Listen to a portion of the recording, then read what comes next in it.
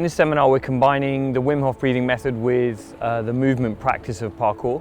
It's going to be mindful movement and breathing, cold exposure and overall the mindset. The two actually dovetail really well, really healthily, to create an overall movement practice that's very good for your body. Today's workshop is a collaboration, a combination of mindful movement, parkour and WimHof method. And the idea of this is to be aware, not necessarily during it, but at the end to remember to think back of what stages you went through and psychologically what states did those movements and activities bring about in you. I think movement practice should be the heart of everything you do because your body's designed to move. And as you see, my torso has to...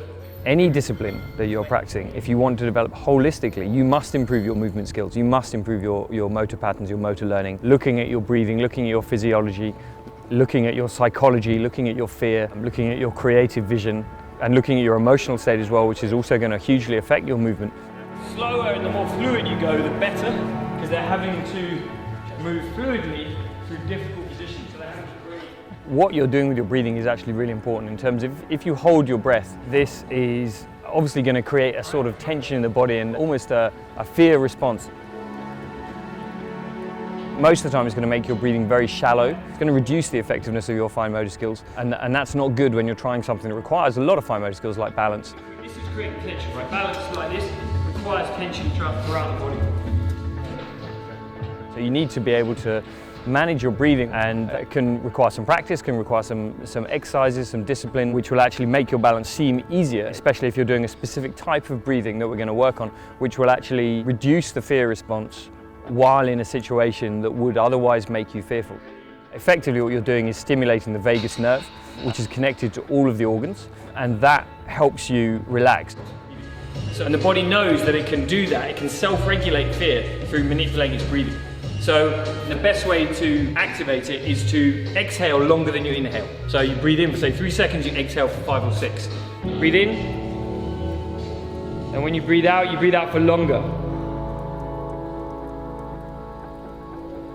Then in again for 3 seconds. In terms of physiology, we are changing the pH levels, we are changing the blood flow, and that can stir up a bit in our physiology. And then some emotions can come up, feelings, and of course as well fear. And then we can observe it, see where it's coming from, and distance ourselves from it. This is a very interesting thing, the brown fat. The WimHof breathing sequence is a specific exercise where you go from controlled power breathing to a breath hold. You can keep the chest still, or you can do it like belly, chest, and let go. It's up to you. And what that does is teaches you how to switch from the sympathetic to the parasympathetic nervous system, from the action mode to the relaxation mode. It's got a lot of physical benefits as well. We are changing the pH levels of the body, which has the effect on physical performance, on your mental performance, and also we're improving the immune system, so we're improving health on a day-to-day basis. All humans can walk, all humans can run, but not everyone walks and runs optimally. And it's the same with breathing. Everyone is born obviously being able to breathe, but we don't all develop optimal breathing patterns or learn how to use that breath control to improve our performance and our health overall. And it's exactly the same as any movement skill. If you train and control that skill, then when it comes to do it naturally, it will be more effective. So control and lack of control are just two sides of the same coin, and you need to work both situations so that it happens effectively.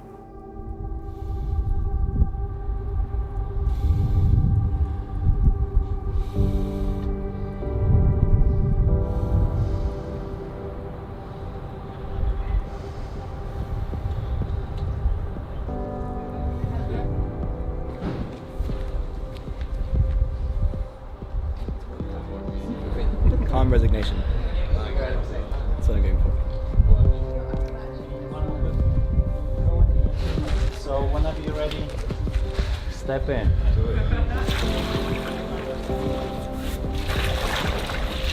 Focus on the breath. Long breath out. Long breath out. That's it. Long breath out.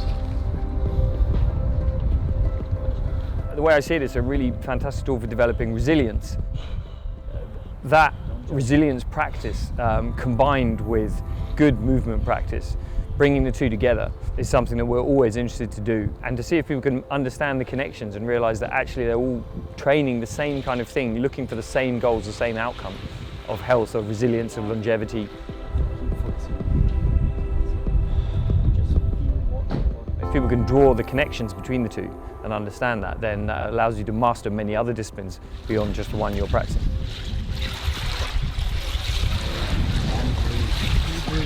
Long breath out. Long breath all in the head. Just keep focusing on the breath. Don't push through it. Just let it go. Don't push through it. Your body is made for that. It's all in the head.